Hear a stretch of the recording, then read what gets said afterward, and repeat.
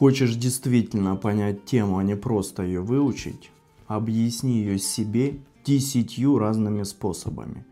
Это и есть правило 10 объяснений. Один и тот же факт можно подать по-разному, и каждый раз ты будешь понимать его глубже. Потому что мозг не любит зубрежку, ему нужен смысл. 10 способов. Первое. Объясни как ребенку.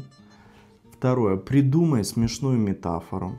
Третье. Нарисуй. Четвертое. Сравни с чем-то знакомым.